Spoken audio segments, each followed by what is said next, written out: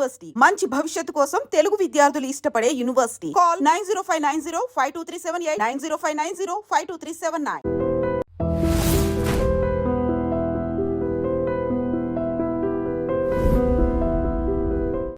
ఈ పరిస్థితి నుంచి వచ్చిన మీరు కులాంతర వివాహాలను ఇప్పుడు ప్రోత్సహిస్తారా? 100% ప్రోత్సహిస్తారు. నాకు అవి ఉండే కదా, ఇప్పుడు ఫాదరు మదర్ది అట్లా, ఇక నాకు అవి ఉండే తేడాలు ఉన్నాయి. ఎవరైనా ఒకటే, అంతే, మంచి కావాలి. ఎస్, అంతే. ఓకే, జగ్గారెడ్డి గారు 2 పర్యాలు ఎమ్మెల్యే చేశారు, కేవలం అభివృద్ధిని ఆకాంక్షించారు, ఇక ఏమీ సంపాదించలేదు. ఏమైనా డబ్బు కావాలంటే స్నేహితులు రిలేషన్ నుంచి డబ్బులు ఇస్తారు. అయితే జగ్గారెడ్డి గారి దగ్గర డబ్బే లేదు, ఒక చిన్న ఇల్లు మాత్రం ఉంది అనుకుంటే, నియోజకవర్గ ప్రజలకు మీరు అడిగిన వారికి అడిగినట్లుగా చేతికి ఎమక లేదు అన్నట్టుగా డబ్బులు పంచుతుంటారంట. ఆ డబ్బులను ఎక్కడి నుంచి వస్తుంటాయంటారు? అదే నేను ఇంతమంది చెప్పినట్టు వాస్తవానికి కూడా నాకున్న 5-6 మంది వెల్ విషర్స్ రెగ్యులర్గా నాకు అవసరం ఉన్నప్పుడు అడుగుతా. 20 లక్షలు అవసరం ఉంది, నేను ఫోన్ చేస్తా, నాకు ₹1,00,000 కావాలని. రేపు 20 లక్షలు అవసరం ఉంది, కార్యక్రమాన్ని ఏ కార్యక్రమం పెట్టుకున్నా మా ఫ్రెండ్స్ని అడుగుతా. లేదు, నాకు సంగారెడ్డిలో నా కార్యకర్తలు వెల్ విషర్స్ ఉన్నారు, నేను వాళ్ళకి చెప్తా. చాలామంది, దాదాపు నేను అనుకుంటా నాకు కాన్షియస్లో ఒక 50 మంది కార్యకర్తలు ఉంటారు. అట్లా నేను 50 మందిలో ఎవరికి డబ్బులు చెప్పినా నాకు డబ్బులు ఏర్పాటు చేస్తారు. నాతున్నప్పుడు మళ్ళీ వాళ్ళకి ఇచ్చేస్తా.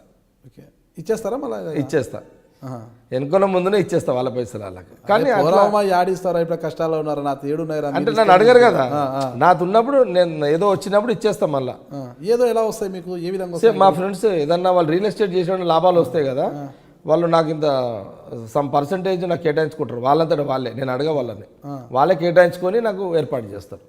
అది ఎవరు నమ్మరు, ఇది కానీ ఎవరు నమ్మరు. భాగస్వామ్యం లేకుండానే పర్సంటేజ్ ఇస్తారంటే ఇది నమ్మశక్యంగా లేదు కదా. అంతే, నేను ఏమంటున్నానంటే నా ఐడియాలజికల్ ఉన్న వ్యక్తులు వాళ్ళంతా.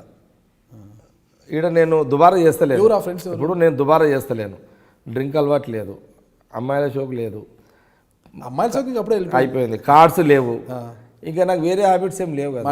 వేస్ట్ కాదు కదా, నా డబ్బు వేస్ట్ కాదు కాబట్టి వాళ్ళకి అది ఆ ఇంట్రెస్ట్ అనమాట. అది ఓకే ఓకే ఇస్తా అంటారు. మళ్ళీ తిరిగి ఏదో వాళ్ళు షేర్ ఇచ్చినప్పుడు వాళ్ళ డబ్బులు వాళ్ళకి వెనక్కి ఇచ్చేస్తారు. భూ సెటిల్మెంట్ ఎక్కువ చేస్తుంటారు. అంటే ఈ పటాన్ చెరువు దగ్గర ఉన్న ఈ భూమిని అంతా కూడా మాజీ స్వతంత్ర సమరయోధులు కొంతమంది కాకపోయినా పొరుగు నియోజకవర్గాల నుంచి, ఇతర ప్రాంతాల నుంచి తీసుకొచ్చి వాళ్ళ పేర్ల మీద మీరు భూములు ఇచ్చేశారు. అలిగేషన్ ఉంది, దాని మీద ఒక కమిటీ, దాని మీద ఒక రిపోర్ట్ కూడా ఇచ్చారు. ఏంది ఆ విషయం ఏమిటంటారు? వాస్తవానికి ఏంటంటే నేను 2004 ఎమ్మెల్యే అయినప్పుడు నాకు పడంచర్ కూడా ఒకటే, అప్పుడు ఇదంతా ఒకటే కాన్స్టిట్యున్సీ నాకు.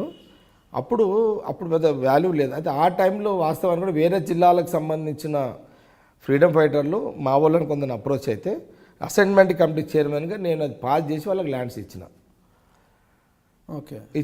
అది ఆ రోజు తప్పని మాకు తెలియదు.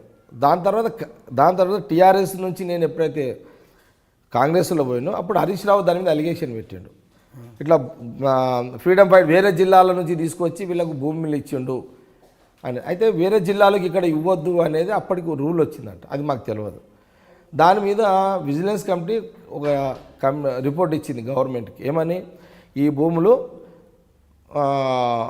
వాపసు తీసుకోవాలి, అసైన్మెంట్ కమిటీ చైర్మన్ మీద కూడా క్రిమినల్ కేసులు పెట్టాలి, సిబిసిఐడికి ఇవ్వాలనేది వాళ్ళు ఒక రిపోర్ట్ ఇచ్చింది. రాజశేఖర రెడ్డి గారు ఇట్లా సరే ఇది ఆయనకి ఈ విషయం అంతా చెప్పిన, ఓకే గవర్నమెంట్ ల్యాండ్ తీసేసుకుంటుంది కాబట్టి కేసులు అవసరం లేదు, గవర్నమెంట్ నో లాస్ కాబట్టి దాన్ని కేసు డ్రాప్ చేసేయండి అని రాజశేఖర రెడ్డి గారు ఆదేశాలు ఇచ్చాడు. అది కేసు డ్రాప్ అయిపోయింది. అయినా సరే పేపర్లలో 500 కోట్లు 1000 కోట్లు అని నేను చాలా సందర్భాల్లో చెప్పిన, ఒకవేళ 500 కోట్లు 1000 కోట్లు నా దగ్గర ఉంటే టీఆర్ఎస్ పార్టీ నాయకులను ఇక్కడ తిరగనిస్తానా అని నేను క్వశ్చన్స్ చేసిన వాళ్ళని. అంత డబ్బు నా దగ్గర, నేను మామూలు లక్షలు ఉంటేనే మీరు నన్ను తట్టుకోలేకపోతున్నారు, నాది 500 కోట్లు ఉంటే టీఆర్ఎస్ పార్టీ నన్ను తట్టుకుంటుందా? నేను అసలు వాళ్ళని తిరగనిస్తానా అని కూడా నేను ప్రశ్నలు వేసిన. అయితే అది అలాంటి అలిగేషన్ని ఇప్పటికీ అది కంటిన్యూ అవుతుంది. ఇప్పుడు కూడా అలా గవర్నమెంట్లో వచ్చిన తర్వాత కూడా ఈ రాజశేఖర రెడ్డి గారు డ్రాప్ చేసిన కేసుని మళ్ళీ రీఓపెన్ చేసి జగ్గారెడ్డి మీద క్రిమినల్ కేసులు పెట్టాలి అనే దాని మీద వాళ్ళు ట్రై చేస్తున్నారు. అది ఎంత పాసిబుల్ ఏందన్నది నాకు తెలియదు. సరే, రాజకీయాలలో సహజమే ఇవంతా. ఎలా ఎదుర్కొంటారు? ఏముంది, తప్పకుండా దాన్ని చట్టాన్ని గౌరవించాల్సిందే, న్యాయస్థానాన్ని గౌరవించాల్సిందే, వాళ్ళకు నిజంగా చేస్తే రాజకీయ కక్ష సాధింపులే కాబట్టి ఇవన్నీ అంతా తెలియక చేసింది అంటారు. ఒకవేళ విచారణలో ఇదే అయితే ఇక అది రూల్ ప్రకారం తప్పనుంది.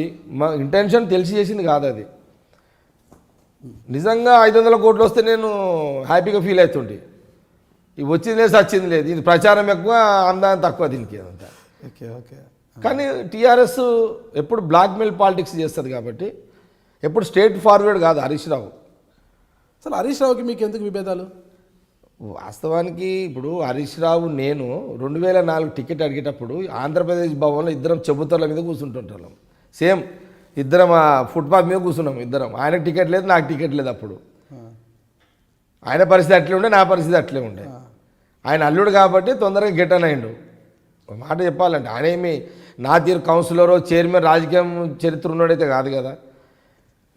దాని తర్వాత ఏంటంటే నేను ఆయన నచ్చింది ఏంటంటే బ్లాక్మెయిలింగ్. అంటే ఇప్పుడు సపోజ్ మన ఇద్దరం మాట్లాడుతున్నాం అనుకో, నేను నీకు మనసు విప్పి కొన్ని విషయాలు చెప్తా, అవి రికార్డ్ చేసేస్తాడు. అవి మళ్ళీ వానే బ్లాక్మెయిల్ చేస్తాడు. బ్లాక్మెయిల్ పొలిటీషియన్ ఆయన. మిమ్మల్ని ఎప్పుడైనా బ్లాక్మెయిల్ చేశాడా? ఇదే దీని మీదనే నేను డ్రాప్ అయిపోతా అది ఇది నీకు ఎందుకు అని. నేను డ్రాప్ అయ్యేది ఏముంది, ఇట్లా దొంగతనం చేసింది ఏముంది. అసైన్ కమిటీ చైర్మన్గా పాస్ చేసిన అది లీగల్గా తప్పు. కేసులు చేస్తా అంటారు. ఇప్పుడు వీళ్ళ గవర్నమెంట్ కాబట్టి చేస్తామంటారు, చేసుకోండి. బెయిల్ తెచ్చుకుంటా, ఇక నీతో కొట్లాడుతూనే ఉంటా. నేనేం తగ్గ ఇంకా ఫస్ట్ మీకు హరీష్ రావుకి ఎక్కడ పడి చూపాయి? నేను యాక్చువల్గా నరేంద్ర గారు నాకు మినిస్టర్ కావాలని ప్రతిపాదన చేసిండు. అల్లుడు కాబట్టి ఎమ్మెల్యే లేకపోయినా మంత్రి ఇచ్చేసిండు. అక్కడ మా ఇద్దరికి స్టార్ట్ అయింది. అప్పటి నుంచి నరేంద్ర గారికి కేసీఆర్కి అక్కడనే స్టార్ట్ అయింది. అక్కడి నుంచి ఇంకా